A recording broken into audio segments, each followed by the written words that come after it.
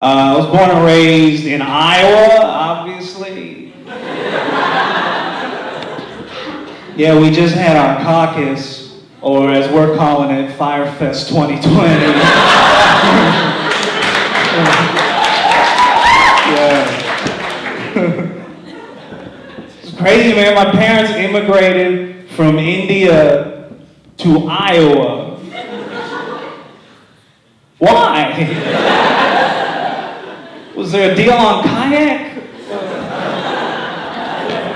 Just don't get me wrong, I love being from Iowa, but it's just a weird decision to me.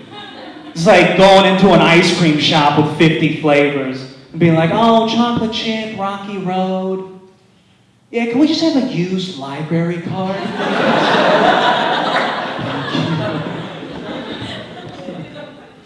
It's crazy, man. My dad immigrated here when he was 26 years old.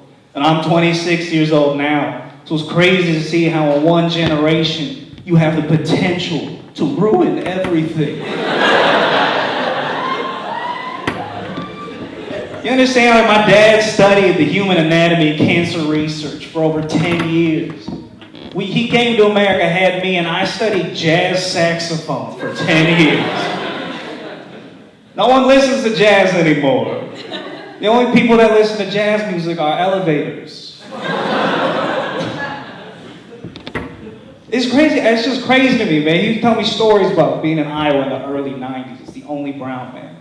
He would tell me stories about, like, ignorant white people would call him the N-word. It's crazy. One generation, man. It's just so crazy. Now ignorant white people call me Omar from House of Highlights. It's just different. Dude.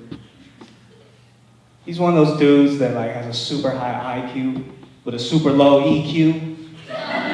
You know, like emotional quotient, ability to express emotions. So now I just tell my dad I love him to fuck with him. Be on the phone like, hey dad, it's good talking to you, man. I love you. My dad will be like, and just. Sorry, that distorted the speaker a little bit. It's weird. People always wonder about Iowa. Was it a crazy place? I'll still try to describe it. Like Iowa was never like racially tense, except for right after 9/11. You know, for obvious reasons. It was tough, man. It got to a point where people wouldn't have their kids come over to our house to hang out anymore because they were just afraid.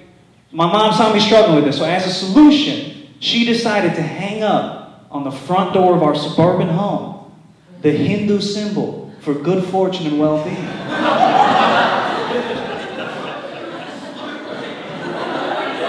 Which, if you don't know, is in the shape of a swastika.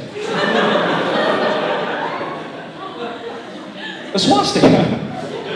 You know how confusing that must have been for our neighbors?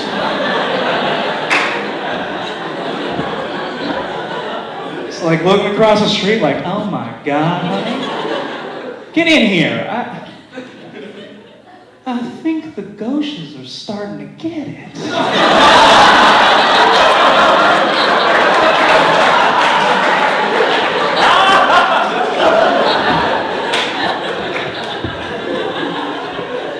I just disappear into a vortex of the chandelier.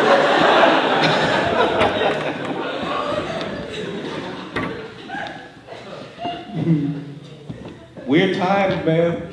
Weird times. You remember a few weeks ago when Twitter almost made World War III happen? Almost just willed it into existence. It's crazy. You know, I don't like to get political. I don't really care. But I did think of this. Pete Buttigieg looks like the type of dude that would order chicken tenders at a Mexican restaurant.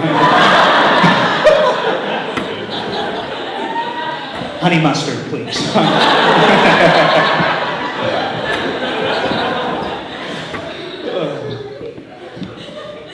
World War III, man. It was about to happen. People were freaking out.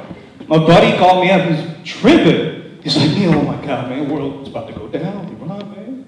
We're going to have to go to war. What if there's a draft, man? What if there's a draft? I'm like, yo, if it gets down to you and me needed for the army, The war is over, man. The Army doesn't want us. You're a musical theater major, Ryan. I don't...